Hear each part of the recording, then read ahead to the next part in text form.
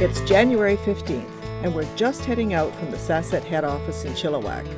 Lorna Andrews, SASET Skills and Outreach Supervisor, is driving, and with us is Carol Raspberry, a SASET Program Officer.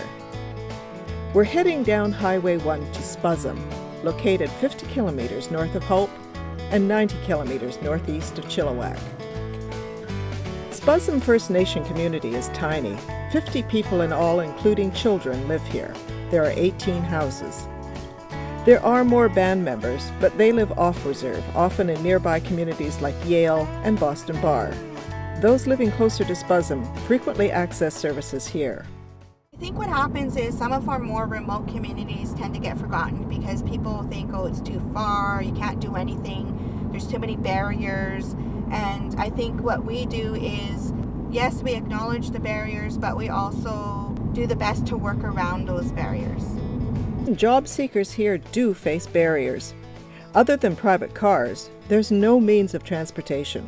There's no way to get to the SASET office in Chilliwack, or even to the SASET services that can be accessed in the Provincial Work BC office in Hope. And at certain times of the year, the roads in and out of Spuzzum are bad. Over the years, there's been different challenges, like this stretch of road that we're on right now is notorious for landslides, so the highway actually will be closed in both directions. Work in the immediate area is pretty much seasonal and forestry related. There are few work opportunities, and this is especially true for youth. In fact, Carol's primary reason for visiting Spuzzum today is to work on plans for the Summer Career Placements Program, a program designed to provide work opportunities for high school and college students. For example, this participant was interested in civil culture, so they had him working as a forestry assistant. Carol and Lorna say the program is especially important in places like Spuzzum because it provides youth the opportunity to learn and enhance their employability skills. Things like being on time, regular attendance, and working in a team. Is that the health building, Carol? Yes. Yes. So it's the health building, but that's where our employment services is also. Meet Marianne Britton, SASET's career development practitioner for Spuzzum. Every Tuesday, Marianne welcomes would-be job seekers.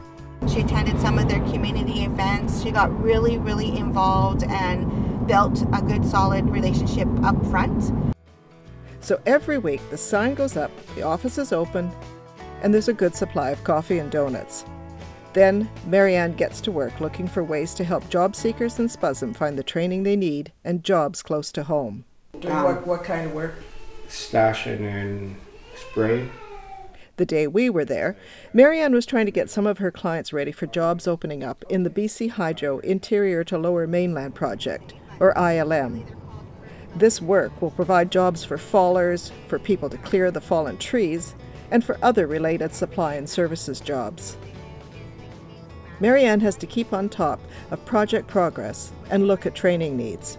For example, Donald Bob and Dan Haslam both have been able to get some experience as fallers, mostly due to training that Marianne arranged the year before.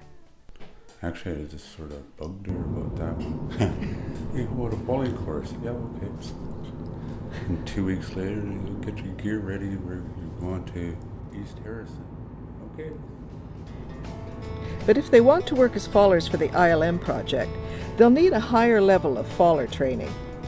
In addition, Donald and Dan will need a higher level of first aid training than they currently have.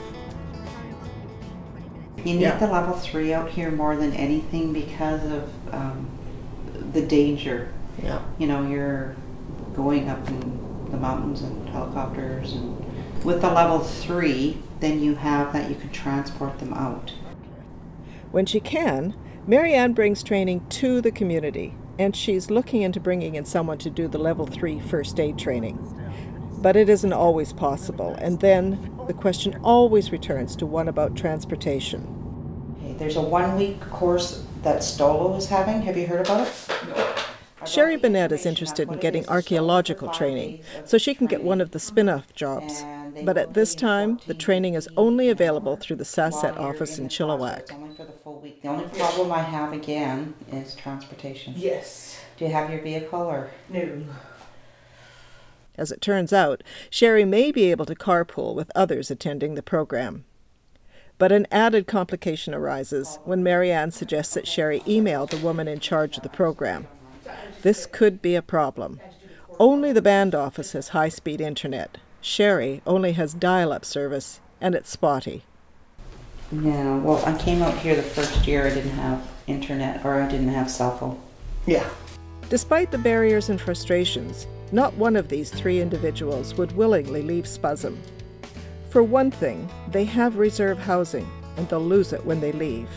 Housing is a big incentive to remain in the community, as are social and cultural roots. You're living in town, you don't know who your neighbor is, and you can't rely on anybody. Where here's, if I'm stuck in town, I'm going to be an extra hour before I get home. I know I can phone at least 4 or 5 different people who are close by and say, hey, watch out for the kids. In the time she's been working in Spuzzum, Marianne has developed a regular clientele. Just within a very small period of time, she went from 2 or 3 clients up to 14. Ooh. You know, for Spuzzum, that's a huge number. The personal touch, the practical help, all seem to work for Outreach Employment Services in this tiny community.